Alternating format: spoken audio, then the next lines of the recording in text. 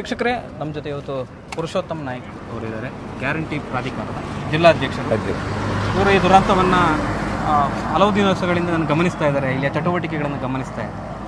Sir, ಈ ಚಟುವಟಿಕೆಗಳನ್ನು ನೀವು ನೋಡಿದಾಗ ಇವತ್ತು ಲಾರಿ ಸಿಕ್ಕಿದೆ, ಲಾರಿಯನ್ನು ಮೇಲೆ ತಂದಾಯಿತು, ಅರ್ಜುನ್ ಅವರ ಮೃತದೇಹದ ಹಲವು ಭಾಗಗಳು ಸಿಕ್ಕಿದ್ದಾವೆ, ರುಂಡದ ಭಾಗ ಸಿಗಲಿಲ್ಲ ಅನ್ನುವಂಥ ಮಾಹಿತಿ ಇದೆ. ಏನು ಸರ್ ಅದು? ನೀರಿನಲ್ಲಿ ಕೊಲಾಪ್ಸ್ ಆಗಿದ್ದರಿಂದ ಮೀನುಗಳಿರ್ತವೆ, ಅವು ಯಾವುದಾದ್ರು ಭಾಗಗಳ ನೀರಿನಿಂದ ಗಾಡಿ ಎಕ್ಸ್ಪೋಸ್ ಆದಾಗ ಬಾಡಿ ಕಟ್ ಮಾಡ್ಕೊಂಡು ಹೋಗುವ ಸಾಧ್ಯತೆಗಳು 100% ಇರ್ತದೆ. ದೊಡ್ಡ ಮೀನುಗಳಿವೆ, ಮೊಸಳೆ ಇವೆ, ಮೊಸಳೆ ಇವೆ, ಆವಾಗ ಅದನ್ನು ಕಟ್ ಮಾಡ್ಕೊಂಡು ಹೋಗೋ ಸಾಧ್ಯತೆ ಇದೆ, ಸಾಧ್ಯತೆ ಇದೆ. ಈಗ ನಮಗೆ ಒಟ್ಟು 11 ಬಾಡಿಗಳು ಸಿಗಬೇಕಿತ್ತು, ಅದು ಇನ್ನು 2 ಬಾಡಿಗಳು ಬಾಕಿ ಇದೆ. ಅವ ಜಗನ್ನಾಥ್ ಮತ್ತು ಲೋಕೇಶ್ ಅಂತ 2 ಬಾಡಿಗಳು ನಮಗೆ ಸಿಗಬೇಕು. ಜಗನ್ನಾಥ್ ಅವರು ಇಲ್ಲಿ ಕೆಲಸ ಮಾಡ್ತಿರೋ ಒಬ್ಬ ಕೂಲಿಗಾರ, ಲೋಕೇಶ್ ಯಾರೋ ಬಂದ ಒಬ್ಬ ಇಲ್ಲಿಂದ ರೋಡ್ ಮೇಲೆ ಬಂದಿದ್ದಾನೆ ಅಂತ ಹೇಳಿ ಊಹಾಪೋಹಗಳು ಹೇಳ್ತಾ ಇದೆ. ಅದು ನಮ್ಗೆ ಪಕ್ಕ ಜಗನ್ನಾಥ್ ಅವರು ಇರೋದು 100%. ಇನ್ನು ಕಾರ್ಯಾಚರಣೆ ನಡೀತದೆ. ನಾಳೆಯಿಂದ 4 ದಿನ ಆದಷ್ಟು ಅವನ ಜಗನ್ನಾಥ್ನ ಬಾಡಿ ಮತ್ತು ಲೋಕೇಶ್ನ ಬಾಡಿ ಹುಡುಕೋ ಪ್ರಯತ್ನ ಮಾಡ್ತಾರೆ, ಡ್ರೆಡ್ಜಿಂಗ್ ಮೂಲಕ. ಈಗ ಡ್ರೆಡ್ಜಿಂಗ್ ಮಾಡುವಾಗ ಬಾಡಿ ಭಾಗ ಎಲ್ಲ ಇದಾಗುತ್ತೆ, ಬಾಡಿ ಸಿಗೋದಿಲ್ಲ, ಪುಡಿ ಆಗುತ್ತೆ ಅಂತ. ಈಗ ಇದಾಗಲಿ 2 ತಿಂಗಳ ಆಗಿದೆ. 2 ತಿಂಗಳಾದ್ಮೇಲೆ ಯಾವುದೇ ಬಾಡಿಗಳು ಎಕ್ಸ್ಪೋಸ್ ಆಗಿ ಹೋಗಿರ್ತಾವೆ ಹೊರತು ಆ ಬಾಡಿಗಳ ನಿರಂತರ ದೇಹ ಹುಡುಕೋದು ಭಾಳ ಕಷ್ಟ. ಹಾಗಾದ್ರಿಂದ ಜಂಗು ಅಥವಾ ಮೂಳೆಗಳು ಸಿಗು. ಆ ಜನ ಮೂಳೆಯನ್ನಾದರೂ ಕೊಡಿ ನಮಗೆ, ನಮ್ಮ ತಂದೆಯ ಅಂತ್ಯ ಸಂಸ್ಕಾರಕ್ಕೆ ಅವಕಾಶ ಆಗ್ತದೆ ಅನ್ನುವ ಆಶಾಭಾವನೆಯವರು ಆ ಹುಡುಗಿಯರು ಹೇಳಿದ್ರಿಂದ ಅದಕ್ಕೆ ನಮ್ಮ ಪ್ರಯತ್ನ ನಡೀತದೆ. ಇಲ್ಲಿಯ ಪರಿಸ್ಥಿತಿ ಈಗ ಈ ದುರಂತ ಆದ ನಂತರ ಇಲ್ಲಿಯ ಜನರ ಪರಿಸ್ಥಿತಿ ಈಗ ಹೇಗಿದೆ? ಇಲ್ಲಿ ಸಂತ್ರಸ್ತರ ಪರಿಸ್ಥಿತಿ ಅಲ್ಲ, ಈಗ ಸಾಧಾರಣ ಮಾನ್ಯ ಶಾಸಕರ ಸ್ವಪ್ರಯತ್ನದಿಂದ ಆದಷ್ಟು ಜನ ಖುಷಿಯಿಂದ ಇದ್ದಾರೆ.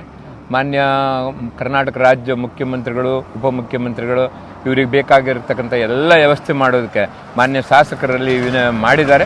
ಶಾಸಕರು ನಿರಂತರವಾಗಿ 2 ತಿಂಗಳಿಂದ ಇಲ್ಲಿ ಕೆಲಸ ಮಾಡಿದ್ದಾರೆ. ಇಲ್ಲಿ ಕಾರ್ಯಾಚರಣೆ ಮಾಡಿದವರಲ್ಲಿ ಈಶ್ವರ್ ಮಲ್ಪೆ ಹೌದು, ಇಲ್ಲ, ಒಳ್ಳೆ ಕೆಲಸ ಮಾಡಿದ್ದಾನೆ. ಈಶ್ವರ್ ಮಲ್ಪೆ ಅವರು ತನ್ನ ನಿರಂತರ ಕೆಲಸ ಮಾಡಿದ್ದಾರೆ. ಆದರೆ ಅವರಿಗೆ ನೀರಿನ ಕೊಳಕು, ಕೆಂಪು ನೀರು ಬಂದುದರಿಂದ ನೀರಿನ ಸಾಹಸದಿಂದ ಅವರು ಸ್ವಲ್ಪ ಹಿನ್ನಡಿಬಹುದು. ಆತನ ಪ್ರಯತ್ನಕ್ಕೆ ನಾವು ಅಪ್ರಿಷಿಯೇಟ್ ನೀವು ಇಲ್ಲಿ ನೋಡಿದ ನಾವೇ ನಿರಂತರ ಅವನನ್ನು ಆತ್ಮೀಯವನು, ನಾವು ಅವನನ್ನು ಇದು ಮಾಡ್ತೀವಿ. ಅವು ಇಲ್ಲಿಂದ ಬಿಟ್ಟು ಹೋಗ್ಬೇಕಾದ್ರೆ ನನ್ನ ಪ್ರಕಾರ ಯಾವುದೇ ಜಿಲ್ಲಾಡಳಿತ ಆಗಲಿ, ಪೊಲೀಸ್ ಆಡಳಿತ ಆಗಲಿ, ಶಾಸಕರಿಂದಾಗಲಿ ಬಿಟ್ಟು ಹೋದಲ್ಲ. ಆತನಿಗೆ ಇವರು ಈ ಮೀಡಿಯಾ ಏನು ಮಾಡ್ತಂದ್ರೆ, ಈಗ ನೋಡಿ, ಗಾಡಿ ಸಿಗೋಕ್ಕಿಂತ ಮುಂಚೆ ಸರ್ಕಾರದ ಗಮನಕ್ಕೆ ತಂದು, ಪೊಲೀಸ್ ಅಧಿಕಾರಿಗಳ ಗಮನಕ್ಕೆ ತಂದು, ಜಿಲ್ಲಾಡಳಿತ ಗಮನಕ್ಕೆ ತಂದು ಗಾಡಿ ಎಕ್ಸ್ಪೋಸ್ ಮಾಡಿ ಎತ್ತಿ ಕೈ ಕೊಡುವಂಥ ಒಂದು ಕ್ರಮ. ಇವ್ರೇನು ಮಾಡ್ತಿರೋ ತಕ್ಷಣ ಎತ್ತು ಬಂದ್ಕೊಂಡು ಅವನ ಭಾವನೆ ಅದು, ಅವನ ಪಾಪ ಹೀಗೆ ಅವನಲ್ಲಿ ಆ ಒಂದು ಇದಿಲ್ಲ, ಅವು ಎತ್ತು ತಂದು ಮೇಲಿಟ್ಬಿಡೋಣ. ಆವಾಗ ಸರ್ಕಾರಕ್ಕೆ ಇವರಿಗೆ ನಮ್ಮನ್ನು ಏನೂ ನೆಗ್ಲಿಜಮ್ ಮಾಡ್ತಾ ಇದ್ದಾನೆ ಅನ್ನುವ ಭಾವನೆಗಳು ಅಲ್ಲಿ ಕ್ರಿಯೇಟ್ ಆಗಿದೆ ಹೊರತು ಅವನಿಂದಲ್ಲ ಅನ್ನೋದ್ರ ಬಗ್ಗೆ ನಾವು ಹೇಳ್ತೀವಿ. ಈ ಥರದ ಗೌರ್ಮೆಂಟಿಗೆ ಫಸ್ಟ್ ಹೇಳ್ಕೊಡ್ಬೇಕು. ಯಾವುದೇ ವಸ್ತು ಕೊಡ್ಬೇಕಾದ್ರೆ ಏನು, ಈಗ ನೋಡಿ, ಈಗ ಒಂದು ಟ್ರೆಜರಿನೇ ಸಿಕ್ಬಿಡುತ್ತೆ, ಅದನ್ನು ನಾವು ಗೌರ್ಮೆಂಟಿಗೆ ಕೊಡ್ಬೇಕು, ಪೊಲೀಸ್ ಗಮನಕ್ಕೆ ತರಬೇಕು. ಅದು ಬಿಟ್ಟು ನಾವೇನೋ ತಂದು ಬಿಸಾಕಿ ಹೋಗ್ಬಿಟ್ರೆ ಆವಾಗ ಸರ್ಕಾರದ ವೈಫಲ್ಯತೆ, ಆಡಳಿತದ ವೈಫಲ್ಯತೆ ಕಂಡುಬೇಕು. ಮಾಧ್ಯಮದವರು ಬರಬಾರ್ದಿತ್ತ, ಅದನ್ನು ನಾನು ಅವರಿಗೂ ಸಹ ಗಮನಕ್ಕೆ ತಂದಿದ್ದೆ. ಮತ್ತೆ ವಿಡಿಯೋವನ್ನು ಅವರು ಲೈವ್ ಮಾಡಿ ಅಬ್ಜೆಕ್ಷನ್ ಮಾಡಿದ್ದೆ ಯಾಕೆ? ಅದು ಯಾಕೆ ಹೇಳ್ತೇನೆ, ಏನು ವಿಡಿಯೋಗಳು ಹೇಗೆ ನೋಡಿ, ಹಿಂದೊಮ್ಮೆ ನಮಗೆ ಅರ್ಜುನ್ ಗಾಡಿ ಸಿಕ್ತಂತ ಹೇಳಿ ಈಶ್ವರಣ್ಣ ಹೇಳಿಬಿಟ್ಟ. ಆವಾಗ ಸಿಕ್ಕಿದ ಖಾಲಿ 2 ಟೈರ್, ಅದು ಆ ಗಾಡಿ. ಅವಾಗೇನಾಗುತ್ತೆ, ಅವನು ತಪ್ಪಂತ ಹೇಳೋದಿಲ್ಲ, ಆ ನೀರು ಕುಡಿಸ್ತಾ ಇರೋದ್ರಿಂದ ಅವನಿಗೇನೋ ಗಾಡಿ ಸಿಕ್ಬಿಡ್ತು ಎಂಬ ಭಾವನೆ ಇರ್ತದೆ.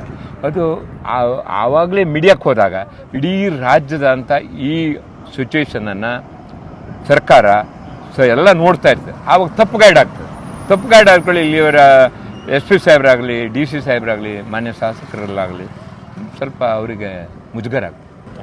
ಈಗ ಡ್ರೆಡ್ಜಿಂಗ್ ಮೆಷಿನ್ಗೆ 1 ಕೋಟಿ ಕೊಟ್ಟು ತಂದಿವಿ ಮಾಡಿದ್ದಾರೆ. ಈಶ್ವರ್ ಮಲ್ಪೆ ಅವರು ಮಾಡಿದ್ದಾರೆ. ಫ್ರೀ ಮಾಡೋರನ್ನ ಓಡಿಸ್ಬಿಟ್ಟು ಅಲ್ಲಲ್ಲ, ಈಗ ಓಡಿಸಿದ್ದೀವಿ ಎಂಬುವ ಮಾತಕ್ಕಿಂತ ಅವರು ನಾನು ನಿಜವಾಗಿ ಹೇಳಿನಿ, ಈಶ್ವರಣ್ಣ ನೀವು ಕೇಳಿ, ಅಣ್ಣ ನೀವು ಹೋಗಬೇಡ, ಇರು, ಮಾಧ್ಯಮಕ್ಕೆ ಸ್ವಲ್ಪ ದೂರಿಡು, ಇಷ್ಟನ್ನು ನಾನು ಹೇಳಿದ್ದೆ. ಇಲ್ಲ ಅಣ್ಣ ನಾನು ಹೋಗ್ಬಿಡ್ತೀನಿ, ಹೋಗಿದ್ದೆ. ನಾನು ಅಂಕೋಲ PSI ಅವರಿದ್ದರು, ನಾನು ಅವರಿಗೆ ಭಾಳ ರಿಕ್ವೆಸ್ಟಾಗಿ ಹೇಳಿದ್ದೆ, ನೀನು ಮಾಧ್ಯಮವನ್ನು ಬಿಟ್ಟು ಕೆಲಸ ಮಾಡು, ನೀ ಏನು ಬೇಕಾದ್ರೆ ಮಾಡು, ನಮ್ಮ ಸಪೋರ್ಟ್ ಇದೆ, ನಿನಗೆ ಏನಾರು ಊಟ ಬೇಕಾ ಏನಾರು ಬೇಕಾದ್ರೆ ನಮ್ಮ ಹತ್ರ ಹೇಳು ಅನ್ನೋದ್ರ ಬಗ್ಗೆ ನಾನು ಸ್ಪಷ್ಟ. ಅಂದರೆ ಅವರಿಗೆ ಎಲ್ಲೋ ಒಂದು ಕಡೆಯಲ್ಲಿ ಹಾಂ, ಅವರಿಗೆ ಏನೋ ಮುಜುಗಾರ ಆಗಿದೆ, ಮುಜುಗಾರ ಆಗಿ ಹೋಗಿದೆ. ನಮ್ಗೆ ಅವ್ರ ಮನೆ ಅಭಿಮಾನ ಇದೆ. ಅಲ್ಲ, ಅವರು ಅಲ್ಲಿ ಬರ್ಬೇಕಾದ್ರೆ ಅಲ್ಲಿ ತೆಗಿಬೇಡಿ, ಇಲ್ಲೋಗಿ ಆಚರಣೆ ಮಾಡಿ, ನೀವು ಇಲ್ಲಿ ಬರಬೇಡಿ, ಅದು ಏನಂತ ವಿಡಿಯೋ ಮಾಡ್ತಾ ಇದ್ದೀವಿ, ಅದು ಆ ಮಾತನ್ನು ಹೇಳ್ತಿ ಕೇಳಿ. ಡ್ರೆಡ್ಜಿಂಗ್ ಮಷಿನ್ನಲ್ಲಿ ಆ ಏನು 200 ಮಷಿನ್ ಒಂದು ಫಾಕ್ಲ್ಯಾಂಡ್ ಇರ್ತದೆ. ಡ್ರೆಡ್ಜಿಂಗ್ ಮಷಿನ್ ಮೂಮೆಂಟ್ ಆಗ್ಬೇಕಾದ್ರೆ ಆ 200 ಮಷಿನ್ ಕ್ಯಾಪ್ ಏನಿದೆ ಅದು ಎತ್ತುತ್ತದೆ. ಎಲ್ಲರೂ ಹೋಗಿ ಅವನು ಒಳಗಿದ್ದಾಗ ಏನಾದ್ರು ಇದು ವರ್ಕ್ ಆಗ್ಬಿಡುತ್ತೆ ಅಂತ ಹೇಳ್ರೆ ಇದು ಇನ್ಸಿಡೆಂಟಿಗೆ ಅವಕಾಶ ಆಗ್ತದೆ, ದಯವಿಟ್ಟು ನೀವು ದೂರಿರಿ ಅನ್ನುವಾಗ ಇನ್ನೊಂದು ಅನಾಹುತ ಆಗಬಾರ್ದು ಅನ್ನುವ ಭಾವನೆಗೆ ಹೇಳಿದೆ ಹೊರತು ಆದ್ರೆ ಈಶ್ವರಣ್ಣ ಬಗ್ಗೆ ಯಾರಿಗೂ ಅವನ ಮನೆ ಕೆಟ್ಟ ಅಭಿಪ್ರಾಯ ಇಲ್ಲ. ಮತ್ತು ಅವ್ನು ಒಳ್ಳೆ ವರ್ಕರ್, ವೆರಿ ಗುಡ್ ವರ್ಕರ್. ಮತ್ತು ಅವನಟ್ಟು ಧೈರ್ಯಶಾಲಿ ಇನ್ನೊಬ್ರು ಇಲ್ಲ. ಹಾಗಿಲ್ಲ, ಒಳ್ಳೆ ಧೈರ್ಯಶಾಲಿ. ಅದೇನು ಅವನ ತಪ್ಪು ಒಂದೇ ಒಂದು ಮಾಧ್ಯಮವನ್ನು ಎಕ್ಸ್ಪೋಸ್ ಮಾಡಿ ಇಲ್ಲಿರ್ತಕ್ಕಂಥ ಅನೇಕ ವೀಕ್ನೆಸ್ಸನ್ನ, ಅನೇಕ ಸಮಸ್ಯೆಗಳನ್ನು ಜನರಿಗೆ ಉದ್ರೇಕಗೊಳಿಸೋಕೆ ಹೋಗಿದ್ದಾಗ ಆ ಪರಿಸ್ಥಿತಿ ಜಿಲ್ಲಾಡಳಿತ ಅವ್ರ ಮೇಲೆ ತಪ್ಪು ಭಾವನೆ ಮೂಡ್ಬಂತು.